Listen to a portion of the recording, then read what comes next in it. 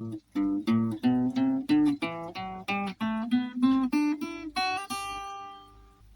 major scale ပုံစံတွေဖြစ်ပါတယ်ကျွန်တော်ခုပြောပြမှာကတော့ G major scale ပုံစံတွေရဲ့ဒိုရေမီဖာဆိုလာဒီဒို note တွေကိုပြောပြမှာဖြစ်ပါတယ်အဲ့ဒီတော့ G major scale ကျွန်တော်တို့သိရဲ့3ခွက်မှာဒီလိုမျိုးကင်တာပါဒါလည်း G အဲ့တော့သူ့ကိုဒိုဘယ်ကစယူလဲဆိုရင်6ချိုး3ခွက်လက်ကလေးနဲ့စယူပါမယ်ဒိုရေတစ်ခွက်ကျော်ပေါ့နော်ဒိုရေမီရကြတော့5ချိုး2ခွက်မီဖာအဲ့တော့မီနဲ့ဖာနဲ့အကက်ဖာပြီးတော့ဘာလာလဲဆိုရင်ဒီမှာ5ချိုး5ခွက်မှာဆို4ချိုး2ခွက်မှာလာ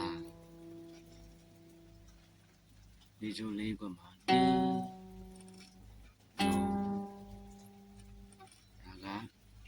ဘေးတန်အနိုင်တန်ဖြစ်ပါတယ်အဲ့တော့ပြန်ပြမယ်ဒို6ကျိုး3ခွက်နော်ဒိုဘတ်ချောင်းမယ်ရေအောက်ကျိုးဆင်းမယ်5ကျိုး2ခွက်မှာရေ5ကျိုး2ခွက်မှာမီဖာဆူ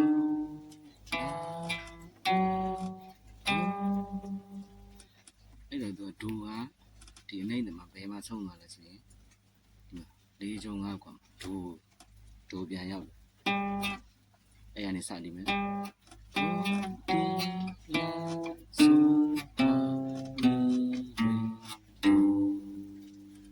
ဒီ6ကျိုး3ခွက်ဒိုကနေ4ကျုံ5ခွက်ဒို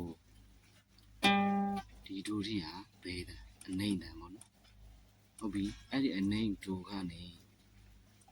နောက်တစ်ခုပြသွားမယ်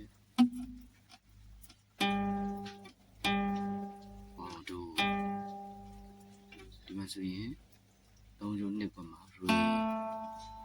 3ကျိုး4ခွက်မှာမီပေါ့နော်ဒီမှာ4ခွက်မီနဲ့ဖာနဲ့ကတ်ရပါအဲ့တော့2ကျိုးဆိုရင်2ကျိုး3ခွက်ကဆို2ကျိုး5ခွက်ကလာ1ကျိုး2ခွက်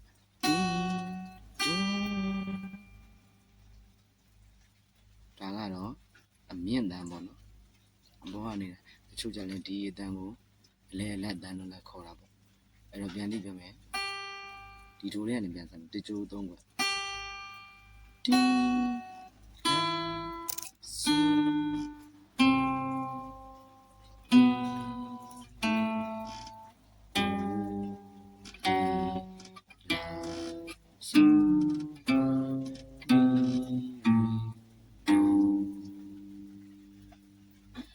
အနေလေးပြန်ကြည့်ပြမယ်6ကျိုး3ခွက်ခွက်ကြော်မယ်ရေအောက်ကိုဆင်းမယ်မီဖာဆူလာတီဒို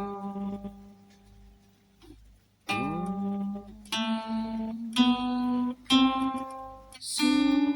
လာတီဒိုဒါကတော့ G major scale ပုံစံတစ်ဖြစ်ပါတယ်တချို့ကြလည်း G ကိုဒီလိုကန်ပြီးကမှလက်ညှိုးကို2ခွက်မှထားလိုက်တယ်1 2 3 4ဆိုပြီးတော့လက်တွေကိုထောင်လိုက်တယ်ထောင်ပြီးရင်လက်ကလေးဒီမှာ3ခွက်မှာလက်ကလေးပေါ့နော်3ခွက်လက်ကလေးမှာဒိုဒါကိုကြတော့လက်လေးချောင်း position လို့ခေါ်တာပေါ့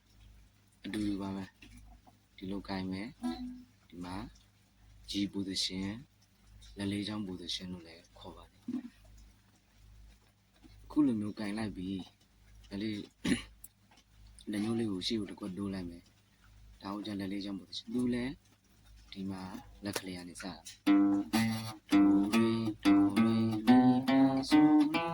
တီဆိုလာ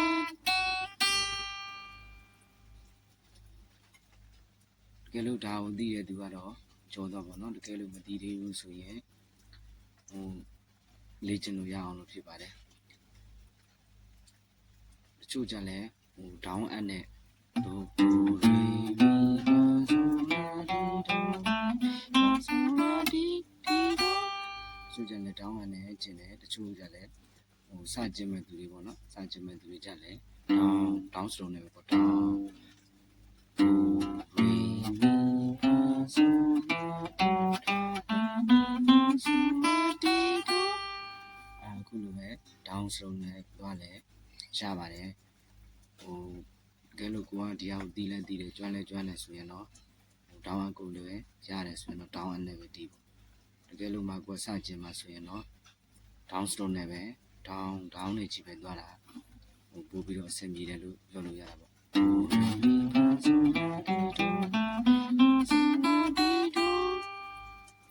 ဒီလိုမျိုးလေးပေါ့နော် down stroke နဲ့ကြည့်သွားတာပေါ့ဒီ G major scale ပုံစံတစ်ကိုရပြီဆိုလို့ရှိရင်ကျွန်တော်နောက်ဗီဒီယိုမှာလေ့ကျင့်ရမယ့်ပုံစံပေါ့နော်ကျွန်တော်သင်တန်းဆရာကနေသင်ပေးတဲ့လေ့ကျင့်ခန်းပုံစံကိုကျွန်တော်တင်ပေးပါဦးဘာဖြစ်လို့လဲဆိုရင်စကီတော့ပြသွားတယ်စကီတော့တီးပြသွားတယ်ဘယ်လိုတီးရတယ်ပြသွားတယ်ဘာလေးဆက်လေ့ကျင့်ရမလဲဆိုပြီးမသိတဲ့သူတွေကိုသိစေချင်လို့ပါနော်ကျွန်တော်လည်းဝါသနာပါလို့လေ့ကျင့်နေတာဆိုတော့ကျွန်တော်လိုပဲအခက်အခဲရှိတဲ့သူတွေကြည့်လို့ရအောင်လို့ဒီဗီဒီယိုလေးကိုရိုက်ဖြစ်တာပါအဲ့တော့ကျွန်တော်ဘယ်လိုလေးတွေကျင့်တယ်ဘယ်လိုလေးတွေကျင့်ရမယ်ဆိုတော့နောက်ဗီဒီယိုမှာကျွန်တော်တင်ပေးသွားပါဦးမယ်အားလုံးကျေးဇူးတင်ပါတယ်ခင်ဗျာ